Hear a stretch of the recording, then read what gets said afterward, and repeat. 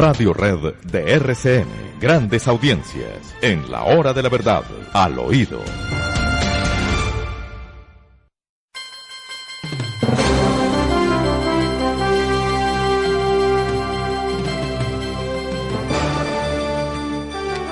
Queridos amigos, queremos invitarlos a mañana en la tarde, en la hora de la verdad, mañana jueves.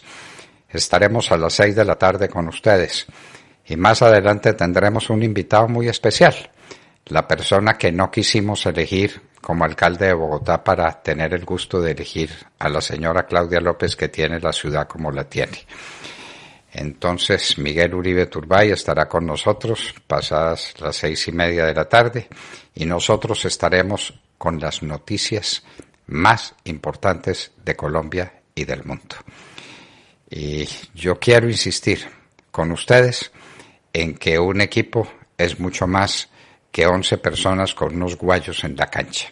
Un equipo es una idea, un equipo es una estructura compartida de amor por una camiseta, un equipo es una fuerza conjunta, un equipo es una voluntad de lucha. La pregunta que me hago es no si Colombia fue ese equipo en Quito, pues que evidentemente no lo fue, sino si estamos los colombianos jugando como equipo, porque ahora nos parece lindo que no caiga el Producto Interno Bruto, sino 9,5%. Y yo vuelvo a preguntarme. Es que nos consolamos con poco, doctor Londoño. Aquí poco, con poco, a todos. Sí. Con poco, Sergio. ¿De cuánta hambre está hecha esa cifra? No.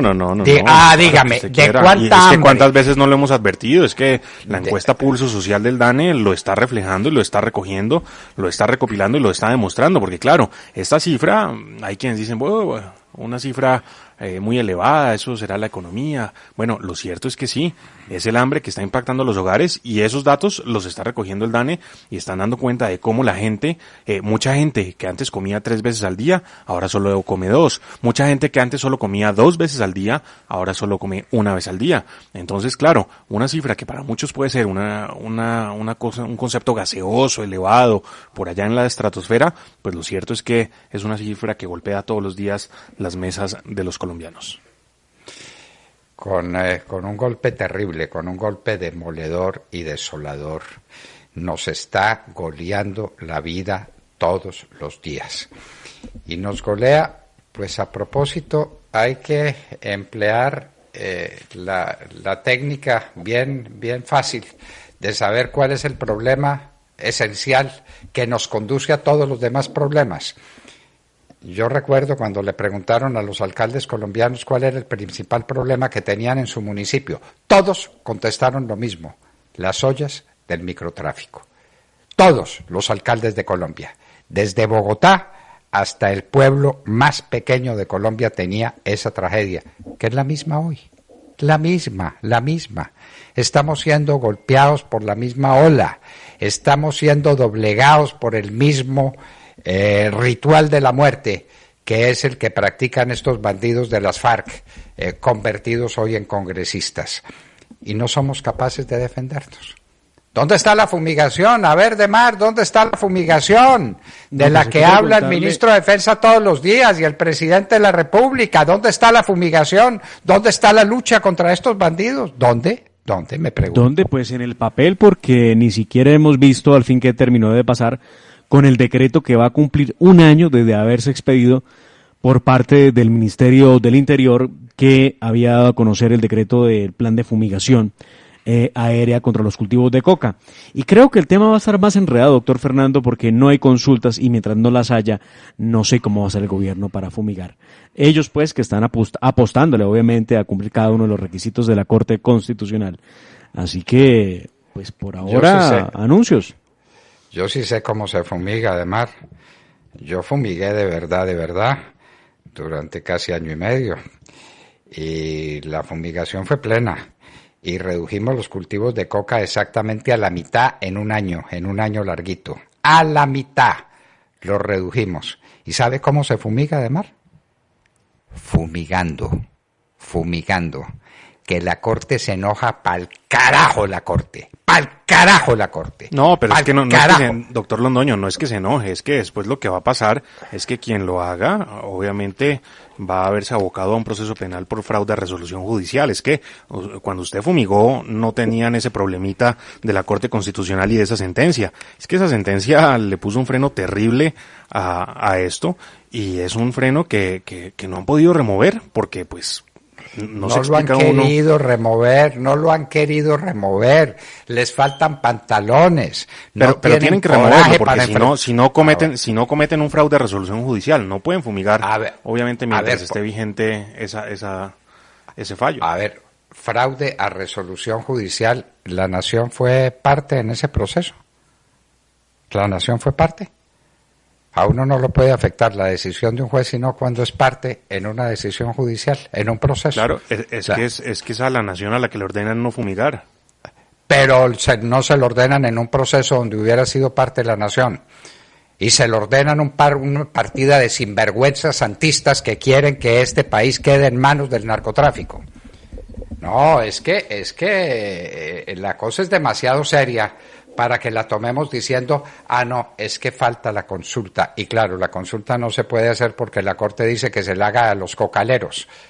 No, pues por supuesto, eso es una sin salida, porque se la tendría que hacer a los mismos que se verían afectados, no en su salud, sino en sus cultivos ilícitos por cuenta de la aspersión aérea. Es una insensatez, obviamente, lo que ha quedado plasmado allí, pero en últimas es lo que ha quedado plasmado allí. Entonces hay que pelear es contra eso. No, corte de sinvergüenzas. Lo que hay que pelear es contra el narcotráfico, cueste lo que cueste y pase lo que pase, o el país está perdido como está perdido. Digámoslo con franqueza, el país está perdido. Ayer, la cuota del día, mataron a una concejal y a su marido en un pueblo del Putumayo. Esto es todos los días, a toda hora están asesinando a la gente, desplazando a la gente, acabando con Colombia. Y el gobierno impávido, que porque la Corte Constitucional no lo deja. Arrejo. Usted se le olvida porque se nos olvida a todos que el Señor Jesús cometió un desaguisado contra el orden establecido. ¿No sacó a látigo a los mercaderes del templo? Y estaban protegidos por la autoridad. Y allá llegó el Señor a látigo, y a látigo lo sacó del templo. Es que eso es con látigo, mi querido amigo, cuando el látigo hay que utilizarlo. Sí, vale recordar que terminó crucificado, ¿no? Pero pues es lo que quisiera uno ver acá. No quisiera verlo, no, hay que proteger al presidente Duque y al ministro de Defensa, hay que protegerlos para que no les pase nada. No, pero ¿para qué quisieron ser el uno presidente de la República y el otro ministro? ¿Para qué? Si no es para afrontar las contingencias, pues ¿para qué? El presidente Uribe y las consecuencias de sus actos. Claro, doctor Fernando, sí estoy de acuerdo con usted en eso. Si usted se elige presidente de la República o se elige en un cargo de elección popular, alcalde, gobernador, lo haces por trabajar por la comunidad, por el país, asumiendo las consecuencias que traiga consigo el hecho de su ejercicio. Claro, porque si usted cree que fumigar, y sabe que es así, libera a Colombia del gran problema que es el narcotráfico, pues lo hace sin duda, y luego que vengan las consecuencias si es que van a venir. Además, yo no creo que el país se horrorice o se oponga a acabar con el fenómeno del narcotráfico. No creería uno. Yo creo que aquí hay un montón de batallas judiciales que no se han librado para destrabar esto. Digamos, obviamente que soy el más partidario de todos porque se retome la aspersión aérea, pero también soy el más partidario de todos porque se respete el Estado Social de Derecho y pues el marco normativo. En este caso, pues hay una sentencia que no nos gusta de la Corte Constitucional en la que se ordena, y aquí es donde usted pregunta por el tema de la nación, doctor Londoño. Mire, el numeral tercero de esa sentencia: ordenar al Consejo Nacional de Estupefacientes no reanudar el programa de erradicación de cultivos ilícitos mediante aspersión aérea con glifosato por las razones expuestas en esta sentencia. Entonces, claro, es sobre el Consejo Nacional de Estupefacientes sobre el cual recae esta decisión. La pregunta es, ¿qué se ha hecho desde allí? Pero Sergio, pero ha seguido de eso que usted acaba de leer, encontrará las razones que debe cumplir como requisito el Claro, gobierno claro, para poder claro, reanudar claro. la fumigación. Claro, los Entonces, requisitos, el los tema requisitos. es simplemente, usted tiene una tabla de 6 requisitos, pues cúmplalos. Pues trabaja en cumplirlos si no quiere abocarse a, pues, a un problema de resolución, de fraude de resolución judicial. Y Pero, ahí pues, es que vamos, lleva y ahí 2 vamos con un años punto, y esperando es que son, cumpla claro, eso. son requisitos imposibles de cumplir, y podemos alegar que nadie está obligado a lo imposible. Bueno, pero es que ¿quién ha alegado eso? ¿Quién ha dado esa pelea judicial, legal? Yo no he visto que se haya dado. Eso se arregla fumigando, se arregla fumigando. Cuando era presidente Álvaro Uribe, ¿usted cree que no nos pusieron talanqueras, palos en la rueda? ¿Usted cree que no? Todos los días. ¿Y qué hacíamos? Fumigar más al día siguiente. Y acabamos con el narcotráfico. Los redujimos a la mitad, los pusimos a salir corriendo, les llevamos policía a todas partes, dictamos el decreto de conmoción interior y llenamos de policía y de ejército todos los municipios del país donde estaba dominando las FARC, y la Corte después aceptó que esa conmoción interior era legítima. Tenía todas las ganas de decir lo contrario. Los policías ya estaban en su sitio. ¿Quién los iba a quitar de allá? Y los soldados campesinos. No, es que se hace camino al andar, querido amigo. Cuando uno tiene decisión, la tiene. ¿Usted cree pues que el coronel Plazas y los que formábamos parte del Consejo Nacional de Estupefacientes no sabíamos lo que se nos venía encima? Pero claro, y dábamos la orden de fumigar más. Y el ejército se comportaba como se tenía que comportar, y la armada y la fuerza aérea, y cómo bombardeaba. Pero por favor, pidiéndole permiso a los bandidos de la Corte Constitucional. Hombre, a unos sujetos. ¿Usted recuerda una magistrada que dijo que ella se comprometía a hacer en la Corte todo lo que le ordenara Juan Manuel Santos? Hombre, por Dios, una prevaricadora de 5ª categoría además. Uno dice, es que qué magistrados lo que hay en la Corte Constitucional, qué sabiduría, qué mírele la historia al presidente de la Corte Constitucional, mírele la historia. Esa se le olvidó a todo el mundo cuando lo eligieron presidente de la Corte Constitucional. Nadie se acuerda de eso. Nadie se acuerda del tipo ese de la Corte Constitucional que estuvo allá en Cuba abrazado con estos bandidos de las FARC. Nadie se acuerda de eso. Nadie se acuerda de las mujercitas esas que llevaron a la Corte Constitucional sin ningún merecimiento, sin ninguna capacidad, sin ninguna instrucción especial en materia constitucional, pero eran amigas de Juan Manuel Santos. Hombre, no, falta de carácter. Lo que tenemos es falta de carácter, y el país se nos volvió pedazos. Ahora estamos celebrando el menos 9.5%. Tenemos tanto derecho a hacerlo como celebrar el 6-1 en Quito. Es que no fueron sino 6, porque hubieran podido ser 8 o no. Bueno. No, claro, y además, pues, y de consuelo nos podemos comparar con Alemania, que también perdió ayer 6-0 contra España. Pues porque claro, consuelos muchos, ¿no? Para todo. Nosotros sí metimos un gol, eso fue maravilloso. que casi nos comemos, además, sí. Bueno, ¿qué es lo que pasa con Gloria Gaitán y el senador Bolívar? Bueno, con el senador Bolívar varias cosas. La primera, Gustavo Bolívar fue el primero en salir a felicitar a María Jimena Duzán porque se iba de la revista Semana. Escribía Bolívar en un trino lo siguiente hace unos pocos días. El 11 de noviembre. Renunció María Jimena, no esperábamos menos de una de las mejores periodistas de Colombia. Gracias por la dignidad. Semana murió hoy como medio pluralista. Ya no falta Jimena. Eso escribía Gustavo Bolívar. Pero seguía dándole duro a la revista Semana por la salida de otros periodistas y diciendo pues que Semana se había muerto por cuenta de la ida de esos periodistas. Pero luego resulta que le han propuesto escribir una columna el 14 de noviembre. Y él dice que fue ante las críticas duras que ha hecho contra la revista Semana que lo llamaron para escribir esa columna. Obviamente quien lo invitó para que escribiera la columna fue la periodista Vicky Dávila. Y él ha dicho que lo haría en la medida en que no le corrigieran siquiera una tilde o una coma, si es que las utiliza, para escribir lo que escribe. Y por eso ha publicado una columna que se llama Uribe el Triste, de la que no hablaré, pero ha publicado otras cosas y otros comentarios que han desatado pues la indignación de parte de la hija de Jorge Eliezer Gaitán, de la señora Gloria Gaitán, quien le dice que por favor no tergiverse el mensaje de su padre, que no es lo que él está diciendo a través de las redes sociales. ¿Y por qué esto?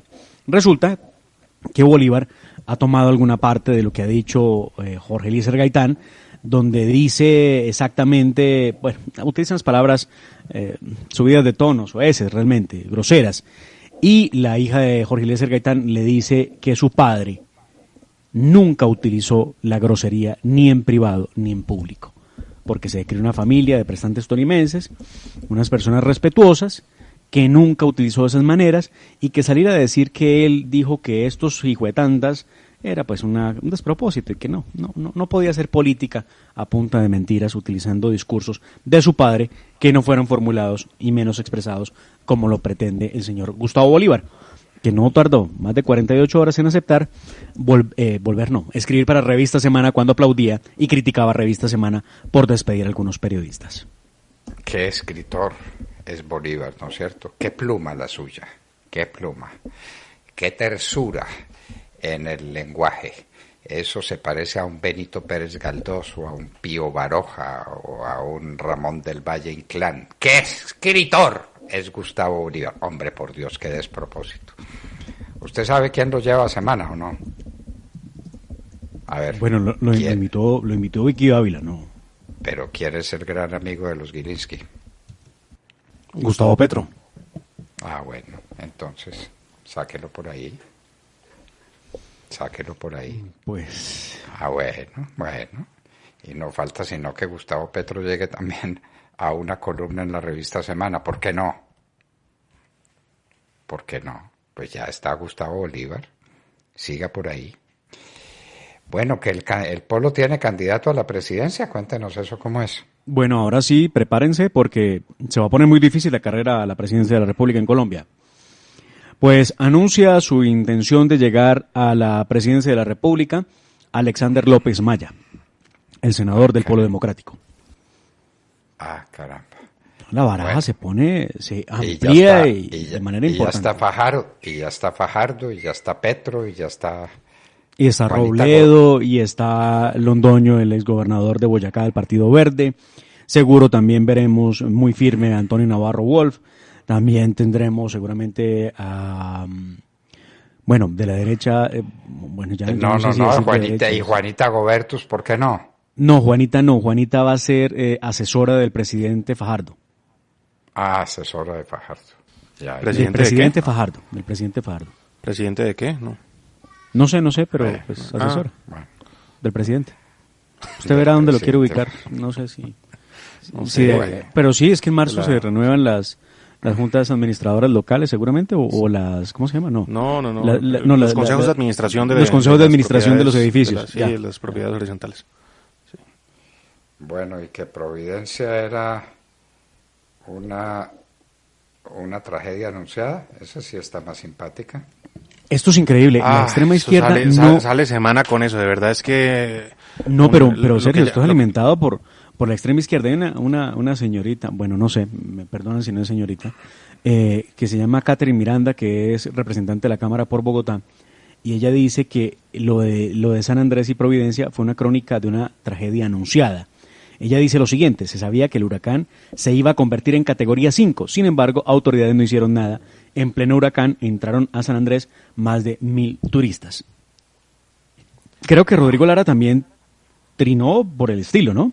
Hablando sí, que por qué no se había evacuado la isla, igual Gustavo Petro, que todos los países evacúan las islas. Incluso Rodrigo Lara ponía unas fotos de autopistas evacuando, pues tal vez olvida que allí no hay autopistas para evacuar, toca por vía aérea o por el mar, y además es imposible. Y Gustavo Petro diciendo que todos los países evacúan cuando hay huracanes, pues no es cierto. República Dominicana, Haití, nunca han evacuado cuando les han pasado por encima los huracanes. Puerto Rico. Cuba. Pues imagínese. Bueno. Pero bueno, es lo que dicen estas personas, están en su derecho de decirlo. Pero no hay derecho a que salgan ahora. Primero, son expertos en COVID-19 porque se lo pasan criticando cada acción que toma el gobierno para mitigar los efectos de la COVID-19 y para adelantar planes pues en contra de la pandemia. Y ahora se volvieron expertos en meteorología y entonces ahora disponen que el huracán era previsible que se iba a convertir, que iba a pasar de tormenta tropical a huracán en cuestión de horas. Y por eso me gustaría escuchar. Imposible. Ni los eso. más expertos lo esperaban. Yo escuchaba esta mañana esta declaración de una de las funcionarias de IDEAM, quien narra la circunstancia y el tiempo que tardó el huracán de pasar de categoría 1 a 5. Realmente cuestión de horas. Y de pasar de categoría 3 a 5 ni se diga. Realmente muy rápido. Así que no, ¿por qué engañan a la gente con eso? Diciendo que pudo evitarse la tragedia. ¿Qué iban a hacerle? ¿Cómo evitaba usted la tragedia de Providencia? No sé, no se me ocurre nada. ¿Le ponían un domo para protegerla del huracán? No, es que no sé. No sé. No, además yo les digo, se quedaron esperando las decenas o centenas de muertos que por fortuna pues no hubo para salir a cobrárselos al gobierno. Hay 2 personas fallecidas, una desaparecida. Obviamente cualquier vida que se pierda es absolutamente lamentable, pero el saldo, después de haber sido pues embestidos de tal manera por un huracán de categoría 5, el saldo para Providencia es muy favorable. La infraestructura se recupera, sin lugar a dudas, las vidas no, y el no haber perdido decenas o centenas de vidas, pues claro, es una muy buena noticia, pues para el país, para esta gente, pues quizá no lo sea porque ya querían era cobrarle cuántos muertos al gobierno nacional. No quedó nada en pie, la destrucción en Providencia parece que es total, pero pues ante las furias de la naturaleza, ¿quién puede? Mire usted que en Armero sí se pudo hacer, sacar a la gente, porque la avalancha se veía venir, y la pronosticaron, y la dijeron, y por Dios, y el cura del pueblo salió a decir que tranquilos, que se fueran a dormir en paz, que no pasaba nada, y por si las moscas, él sí se fue del pueblo, y murieron 25,000 personas. Ahí se pudo hacer algo, en Armero, pero había para dónde salir. Y la tragedia estaba visible, eso sí, ahí estaba a la vista. Había para dónde y había cómo salir, además. Había pues vías, no había un fenómeno climático impidiéndolo. Caminando, si hubiera podido salvar la gente de Armero, caminando. Pero no, ocurrió y eso costó 25,000 personas que estaban dormidas y cuando se les vino la avalancha encima.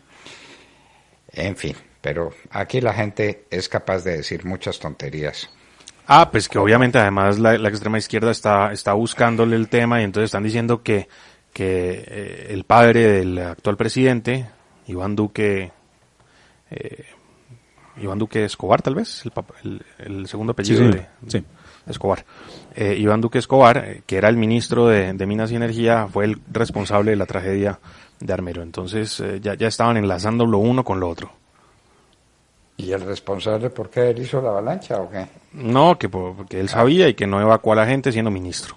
Entonces, pues obviamente buscando hilar muy fino para cargarle al hijo las supuestas culpas del padre, que no las tuvo además.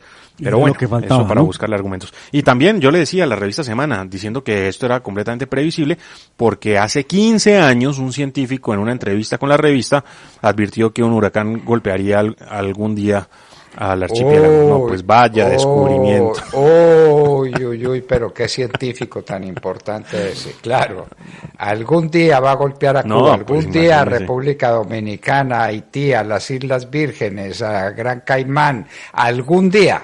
No, claro, yo también. Yo les advierto además, yo les advierto para que lo apunten y algún día lo cobremos o lo cobre alguien más adelante. Algún día volverá a haber una pandemia.